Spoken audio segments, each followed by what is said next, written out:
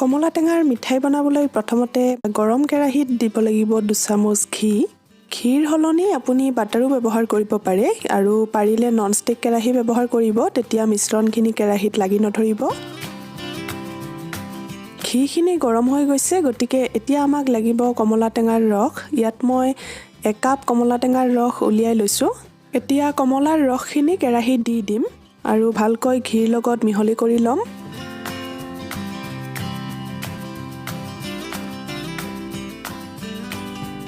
তাৰপিছত আমাক লাগিব চেনি। মই আধা কাপ চেনি লৈছোঁ। চেনিৰ পৰিমাণটো আপুনি সোৱাদ অনুসৰি দিব পাৰে।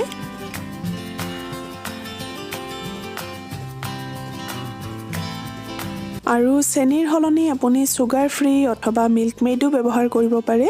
এতিয়া এইখিনি উতল অহালৈকে আৰু চেনিখিনি গলি যোৱালৈকে হ'বলৈ দিম।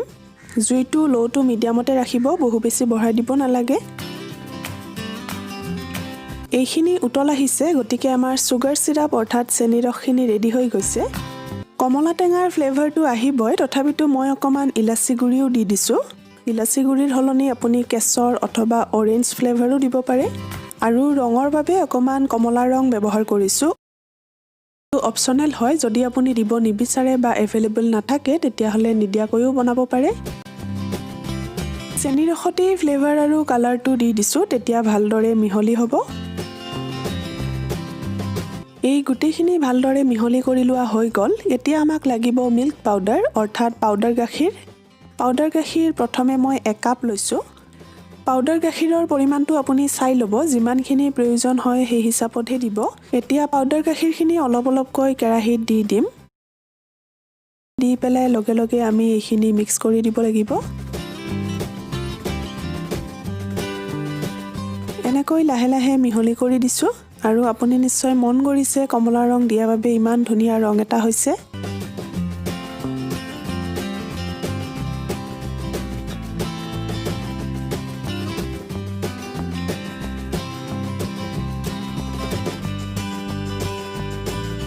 এনেকৈ অলপ অলপকৈ পাউডাৰ গাখীৰখিনি দি পেলাই আমি ভালদৰে মিক্স কৰি ল'ব লাগিব আৰু জুইটো কমকৈয়ে ৰাখিব, জুই বঢ়াই নিদিব। কম জুইত ৰাখি আমি এইখিনি বনাব লাগিব।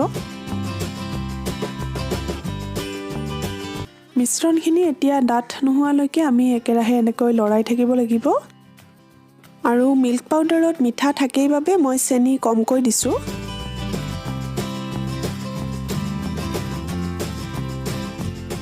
এয়া দেখিছে মিশ্ৰণখিনি অলপ পাতল হৈ আছে, গতিকে ইয়াত মই আৰু আধা কাপ পাউডাৰ গাখীৰ যোগ কৰিম। গতিকে 1 কাপ কমলা ৰসত মই 1.5 কাপ পাউডাৰ গাখীৰ ব্যৱহাৰ কৰিছোঁ। সেইমতে আপুনি জোখ অনুপাতে পাউডাৰ গাখীৰৰ পৰিমাণটো দি দিব, যিমানখিনি দৰকাৰ হয়।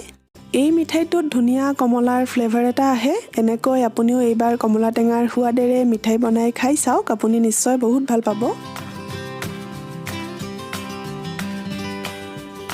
অলপ সময় এনেকৈ একেৰাহে লৰাই থকাৰ পিছত আপুনি দেখিবলৈ পাইছে মিশ্ৰণখিনি লাহে লাহে ডাঠ হৈছে।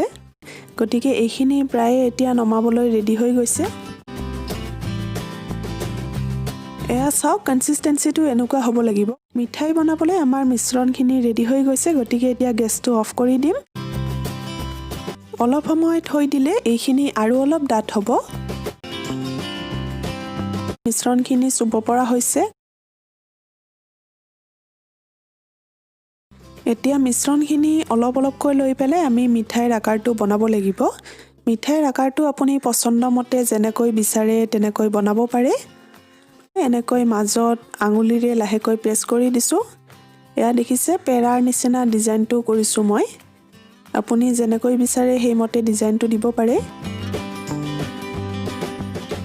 একেই ধৰণে এতিয়া বাকীখিনি মিশ্ৰণেৰে মিঠাইখিনি বনাব লাগিব।